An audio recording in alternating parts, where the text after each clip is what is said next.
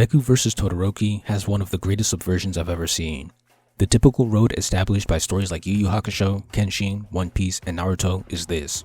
The hero and the opponent have two different beliefs, creating a thematic debate.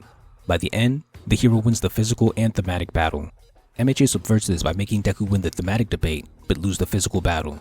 The reason this subversion is spectacular is because it isn't just a surprise to be different. It's the only option that made sense based on the engineering of the story. Let me break it down.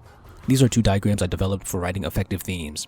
Luffy vs Don Krieg has the simpler diagram since it's just a debate with no arc. Krieg believes that weapons matter more. His actions support this because he fights with a bunch of powerful weapons. Luffy's belief is that grit and willpower matter more. His actions support this because he fights with just his body and determination.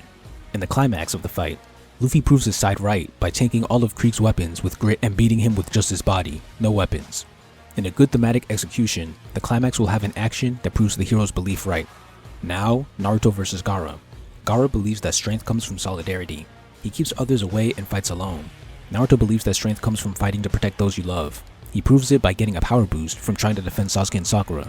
In the climax, Naruto wins with his friendship boost. Like Luffy, Naruto's actions proved his belief right. Then there's Deku vs Todoroki.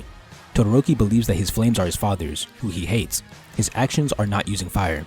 Deku believes that Todoroki's flames belong to him alone, not his father. Deku proves it by... Wait, you see the problem? What action can Deku take to prove that Todoroki's quirk is his own? There is no action. But you know who can prove Deku right? Todoroki, by changing his belief to Deku's and using his fire.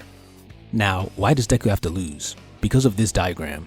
This is the change diagram, a diagram that plots out a story arc or movie based on a character arc. After the character gains their new beliefs, they have to succeed in the climax by proving their new belief right. The character's life is supposed to improve after the change, usually in the form of victory. That's how you communicate a lesson. That's why Luffy and Naruto won, because they were supporting the hero belief, which is equivalent to the new belief here.